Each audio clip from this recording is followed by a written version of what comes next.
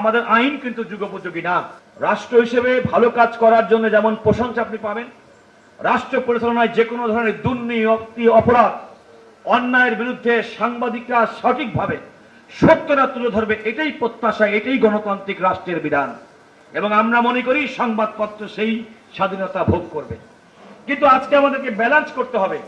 এই ধরনের অপতথ্য, এই ধরনের মিথ্যা তথ্য দিয়ে এভাবে রাষ্ট্রের দায়িত্বপূর্ণ ব্যক্তিদেরকে মনোবল ভাঙার যে প্রক্রিয়া, সব মানুষ হয়তো বিশ্বাস করবে না, দু একজন ব্যক্তি তো এটাকে নিয়ে রেফারেন্সে ব্যবহার করবে। এই যে ইনজুরি, সোশ্যাল ইনজুরি, ভালো কাজ করার ক্ষেত্রে যে প্রতিবন্ধকতা, তার বিরুদ্ধে কি ব্যবস্থা গ্রহণ করবেন সে ব্যাপারে সময় এসেছে চিন্তা করার, সিদ্ধান্ত নেওয়ার। আরেকটি কথা বলে যাব মাননীয় মন্ত্রী, আইনের সঙ্গে সংবাদপত্র এবং আধুনিক সংবাদ প্রকাশের সম্পর্কে মাননীয় মন্ত্রী মহোদয়কে দৃষ্টিতে শুনবেন। আমরা এখনো পর্যন্ত 150-200 বছরের পুরনো ফৌজদারি বিধান নিয়ে আমাদের আইন পরিচালিত হয়, দেওয়ানি আইন পরিচালিত হয়, 18 সালের মধ্যবর্তী সময়ের পরের মামলা আইন।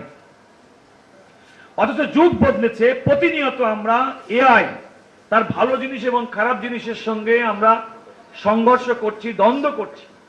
মানুষ সোশ্যাল মিডিয়াতে এআই জেনারেটেড কোন ফেক নিউজ এমন ভাবে বিশ্বাস করা শুরু করেছে, জাতীয় পর্যায়ের অনেক নেতৃবৃন্দ সেই নিউজের সূত্র ধরে নিজের প্রতিক্রিয়া ব্যক্ত করেছেন, পরবর্তীতে ক্ষমা চেয়েছেন। অতি সম্প্রতি, আমি নাম বললাম না, জাতীয় পর্যায়ের নেতৃবৃন্দ। তাহলে এই যখন আমাদের আর্টিফিশিয়াল ইন্টেলিজেন্সের যখন অবস্থা, সেই ক্ষেত্রে আমাদের আইন কিন্তু যুগোপযোগী না।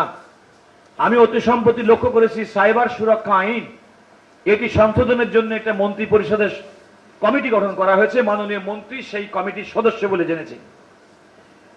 আগামী দিনের চ্যালেঞ্জ মোকাবেলায়, তথ্য সন্ত্রাস মোকাবেলায়, কিংবা আগামী দিনের সময়ের ক্ষেত্রে with the advancement of artificial intelligence আমাদের আইনটাকেও যুগোপযোগী করতে হবে। আমি একটা খেয়াল করে দেখেন, আপনারা সাংবাদিক বন্ধুদেরকে আমি আপনাদেরকে অনুরোধ করব, 8 তারিখে একটা মামলার শুনানি আছে, আপনারা শুনানিতে থাকবেন। জনাব শিশির মনির সেই মামলার বাদী পক্ষের আইনজীবী। আপনারা খেয়াল করবেন, আমাদের যে কোনো ফৌজদারি মামলায় যখন তদন্তকারী কর্মকর্তা যখন কোনো জিনিস মালামাল সিজ করে, এর কিন্তু ব্যবস্থাপনা হয়। আপনি যদি শাহবাগ দিয়ে যান, দেখবেন থানার পাশে পুরনো জং ধরা গাড়ি পড়ে আছে। তার মানে এগুলো কোনো সংরক্ষণের নেই, প্রচলিত ধারায় আলামত হিসেবে রাখার কারণে আপনি একটা ভালো জিনিস, দামওয়ালা জিনিস, সেটা কিন্তু অপব্যবহার, অবহেলার কারণে দীর্ঘদিন পরে, 5 বছর 7 বছর পরে এটা ডিস্ট্রয় হয়ে যাচ্ছে। ভারতে তারা এখানে ডিজিটাল এভিডেন্স ফর্মুলেশন তারা করেছেন। শিশির মন্দিরের এই মামলার সময় অ্যাটর্নি জেনারেল হিসেবে যাওয়ার পরে আমি বলেছি, রাষ্ট্রের এক্ষেত্রে অবশ্যই দায়িত্ব আছে। আমি তাৎক্ষণিকভাবে মাননীয় স্বরাষ্ট্রমন্ত্রীকে ফোন করেছি, স্বরাষ্ট্রমন্ত্রীর সঙ্গে সাক্ষাৎ করেছি। স্বরাষ্ট্রমন্ত্রী এই বিষয়টির গুরুত্ব অনুধাবন করে তাৎক্ষণিকভাবে স্বরাষ্ট্র সচিবকে দিয়ে একটা হাই পাওয়ার একটা মিটিং, যেটা অ্যাটর্নি জেনারেলের সভাপতিত্বে অনুষ্ঠিত হবে আগামী 6 তারিখে। আমরা একথা বলছি যে রাষ্ট্র, আমরা যে যেখানে দায়িত্ব পালন করছি, সেই দায়িত্ব পালন করার ক্ষেত্রে রাষ্ট্রের যে কোনো ভালো জিনিসের ক্ষেত্রে আপনাদের সংবাদপত্র, সংবাদ মাধ্যম আপনাদের সহযোগিতা করতে হবে। আমরা প্রোঅ্যাক্টিভলি রোল প্লে করছি কথা বলার জন্য। শেষ কথা বলবো মাননীয় মন্ত্রী, আগামী দিনের জন্য it's a very alarming thing, take it from me. এই ধরনের ডিজিটাল ইস্যুস ডিল করার জন্য মাননীয় মন্ত্রী একটু কষ্ট করে খেয়াল করে শুনবেন। আমরা যখন কোনো একটা আইন করি, সেই আইনটা কিন্তু দ্রুত কিন্তু পরিবর্তন, সংশোধন হয় না।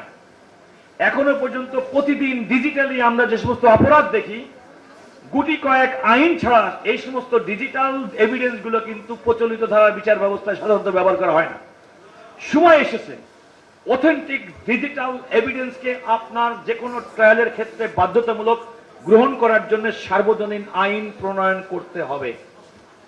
দ্বিতীয়ত, আইন যখন করবে, আইনের মধ্যে এমন বিধান থাকবে যে প্রশাসনিক সিদ্ধান্ত কিংবা সংশ্লিষ্ট মন্ত্রীর মাধ্যমে, পরবর্তীতে আদেশের মাধ্যমে সময় উপযোগী ওই আইনের সঙ্গে সামঞ্জস্যপূর্ণ নতুন কোন অপরাধকে অ্যাড্রেস করার জন্য সংশোধনী তাৎক্ষণিক ব্যবস্থা থাকবে। তাহলে দিন দিন ডিজিটাল ফর্মে যে ধরনের অপরাধ আমরা প্রতিনিয়ত নতুন মাত্রায় দেখছি, সেগুলো ডিল করার জন্য আমাদের প্রচলিত আইন যথেষ্ট নয়, অপ্রতুল। সেকেলে এটাকে আপডেট করতে হবে।